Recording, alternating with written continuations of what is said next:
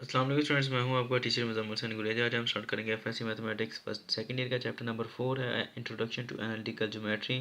Chapter का नाम है एक्सरसाइज 4.5 है। नीचे मैंने अपना WhatsApp number, Viber number, email address और अपने यूट्यूब चैनल का शॉर्ट यूआरएल लिख दिया है। अगर आपको कोई प्रॉब्लम हो तो हम मुझसे कॉन्टैक्ट कर सकते हैं। और जब आप मेरी ये वीडियोज़ देखें इनको लाइक और शेयर करें, मेरे चैनल को सब्सक्राइब करना मत भूलिएगा।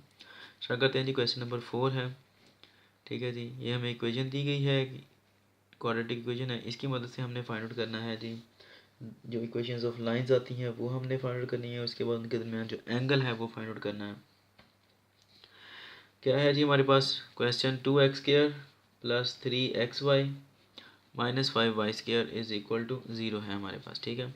अब हम क्या करेंगे, इसको बोथ साइड या x से या y से, x² से या y² से डिवाइड कर देंगे, ठीक है जी। Dividing by x² on both sides करें, क्या आएगा जी, 2x² over x² plus 3xy over x² minus 5y² over x², 0 over x²। x² से x² कट गया, यहाँ पर x² से एक x कट गया, 2 बचा plus 3y over x, y नीचे एक x बच गया ना, माइनस 5। ये दोनों का स्क्वायर आ रहा है तो हम इसको इकट्ठा लिख सकते हैं, y ओवर x लिख के दोनों का स्क्वायर, 0 ओवर समथिंग 0 होता है। अब हमने क्या करना है, पहले आप इसको लिख लें, ठीक है जी।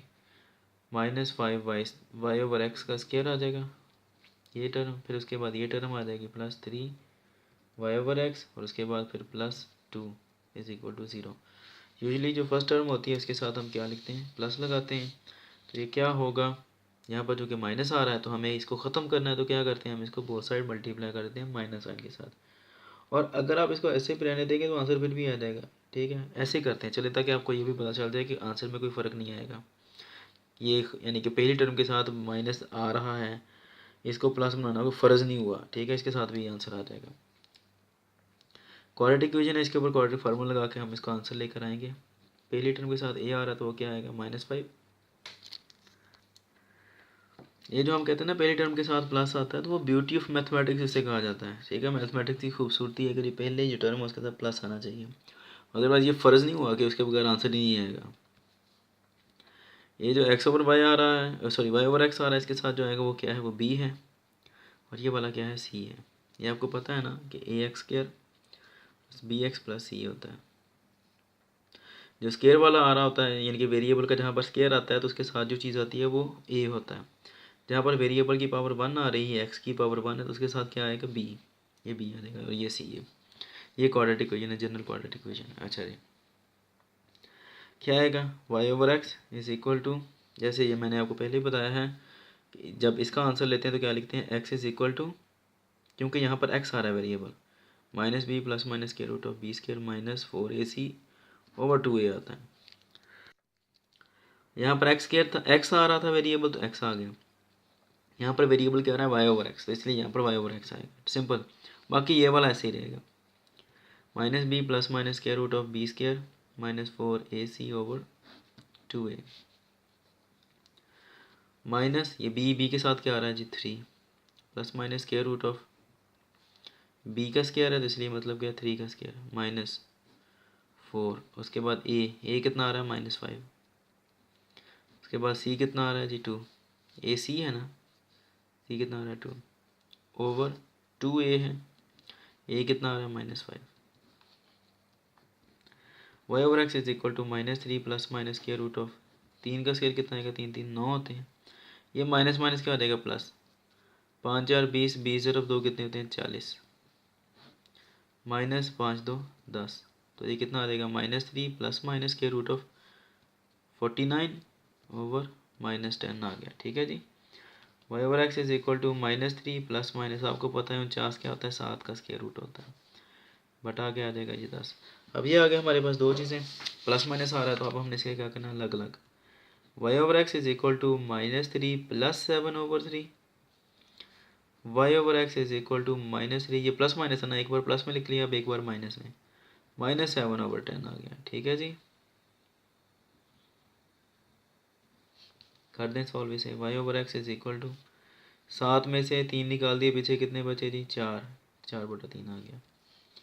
यहाँ पर क्या आएगा जी y/x है, 7 और 3 10 होते हैं, यहाँ पर कहता हूँ -10 आ जाएगा बटा 10, कट के पीछे के बचा सिर्फ -1, क्रॉस मल्टीप्लाई कर देंगे इधर चला जाएगा, 3y = 4x आ जाएगा। यहाँ पर क्या आएगा, यहाँ पर नीचे 1 है ना, कुछ ना हो तो y = x, जब इसके साथ आएगा तो -x। अब अगले पेज पर लिखता हूँ, इन दोनों को ऐसे लिख लूँगा मैं, नए पेज पर मैंने ये लिख लिया है। अब इसको उठाकर उधर ले जाते हैं तो क्या आएगा, यहाँ से ये उधर चला जाएगा तो पीछे का बचेगा 0, ये प्लस का इधर जाकर क्या हो जाएगा -3y हो जाएगा। इस तरह ये जब इसको उठाकर इधर लेकर आते हैं, ये -x इधर आगे क्या देगा +x, y = 0।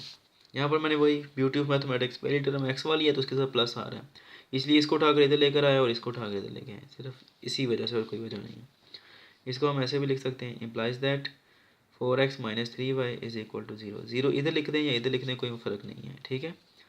x + y = 0। अब ये दो आ जाती है हमारे पास, ये हमारा आंसर का एक हिस्सा आ गया। अब हमने दूसरा हिस्सा फाइंड करना है कि इनके दरमियान जो एंगल है वो क्या आएगा, और उसके लिए हम दोबारा फिर रिकॉल करेंगे जो हमारी इक्वेशन जो हमें दी गई है वो क्या है, 6 की है सॉरी 2x² और +3xy - 5y² = 0 है। इसको जो हमने कंपेयर करना है वो क्या है, हमारे पास जो इक्वेशन दी गई है जो थ्योरी के अंदर है, ax² + 2h xy + by² = 0 है, ठीक है जी। अब कंपेयर करें, x² के सामने x² आ रहा है तो a के सामने क्या आ रहा है 2, इसका मतलब a = 2 के, xy के इक्वल xy आ रहा है और 2h के सामने क्या आ रहा है 3। हम इसको ऐसे भी कह सकते हैं h = 2, उधर जाकर डिवाइड हो जाएगा, ठीक है जी। तो h कितना आ जाएगा 3/2। y² के सामने y² आ रहा है, b के सामने क्या आ रहा है -5, ये याद रखना है, माइनस हाथ में आएगा। अब इसका जो एंगल फाइंड करने का तरीका आ रहा है, एंगल थीटा, वो क्या आएगा tan of थीटा = ये फार्मूला है इसका 2 × h² - ab/a + b है, यही फार्मूला है। अब यहाँ पर वैल्यूज़ रख दें, 2 एज इट इज़ रहेगा, ये वाला √h²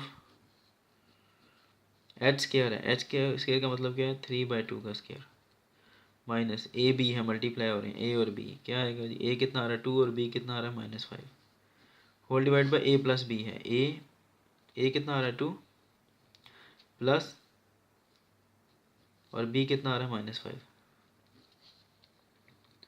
tan of थीटा क्या आएगा जी हमारे पास, ये 2 एज इट इज़ रहेगा, 3 का स्क्वायर कितना हो जाएगा 9 और 2 का स्क्वायर कितना हो जाएगा 4, माइनस माइनस प्लस 5 2 10 बटा 2 - 5, ठीक है, प्लस माइनस माइनस होता है। यहाँ पर एलसीएम आ जाएगा, साफ सारा बटा आ रहा है, मैंने आपको बताया था बटा आए दरम्यान में प्लस माइनस हो तो हल एक ही है, वो है एलसीएम। 4 से 4 कट गया, 9 बचा, जमा 4 सिर्फ 10 40, होल डिवाइड बाय 5 में से 2 निकाले तो आंसर क्या है -3।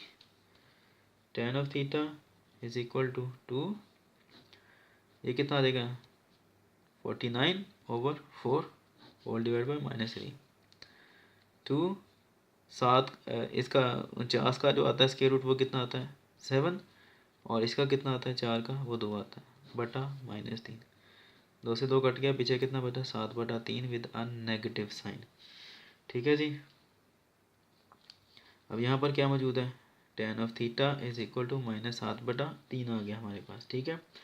और ये मैंने आपको पहले ही बताया था, ये आ रहे हैं तो क्या आएगा हमारे पास, ये उधर चला जाएगा, इस tan को उठाकर उधर लेकर जाएंगे तो क्या आएगा हमारे पास, थीटा = tan इनवर्स -7/3 आ जाता है। तो इसका जो आंसर आता है हमारे पास थीटा tan इनवर्स -7/3 का जो आंसर आता है वो आता है जी 66 विद नेगेटिव साइन 66.8 डिग्री, ठीक है, बल्कि डिग्री का निशान यहाँ पे आता है, ठीक है। तो आंसर ये भी ठीक है, लेकिन बुक के अंदर ये नहीं दिया गया, उसके लिए फिर ये है कि आपको पता है, जैसे लेट्स सपोज अगर 66 पॉइंट यहाँ पर आ रहा है, 66.8 डिग्री आ रहा है, यहाँ पर नेगेटिव साइन है क्योंकि ये डाउनवर्ड एंगल आ रहा है, ठीक है, पॉजिटिव की बजाय ये नीचे आ रहा है। या हम ये कर सकते हैं कि ये पूरे का पूरा पाई है हमारे पास, पाई में से जब हम 66 को माइनस करेंगे तो एंगल क्या आएगा हमारे पास, फिर एंगल आएगा यहाँ से लेकर यहाँ तक, तो ये चीज़ सेम ही है, जो आर्म आ रहा है हमारे पास, ये वाला आर्म है, ठीक है, एंगल का जो आर्म आ रहा है वो ये वाला है। तो एंगल आप इधर से मेजर कर लें, इधर से कर लें, बात तो एक ही है, देनी तो उसने मेजरमेंट सेम ही है, यही लाइन ही देनी है हर सूरत में। तो हम इसको ऐसे भी कह सकते हैं कि पाई माइनस 66.8 डिग्री। तो थीटा कितना आएगा, जब पाई पाई से मुराद क्या है, 180 डिग्री माइनस 66.8 डिग्री, इनको जब सब्ट्रैक्ट करते हैं तो आंसर आता है 113.2 डिग्री आता है। लेने की वजह क्या है, पॉजिटिव साइन की वजह से, और कोई वजह नहीं, अदरवाइज़ ये वाला आंसर भी ठीक है। उम्मीद है कि आपको समझ लग गई होगी, अगर समझ ना लगे तो हम मुझसे कांटेक्ट कर सकते हैं। अब इंशाल्लाह नेक्स्ट वीडियो में आपसे मिलता हूँ, तब तक के लिए अपना ख्याल रखिएगा, मुझे दुआ में याद रखें, मेरे चैनल को सब्सक्राइब करें, वीडियोज़ को लाइक और शेयर करना मत भूलिएगा।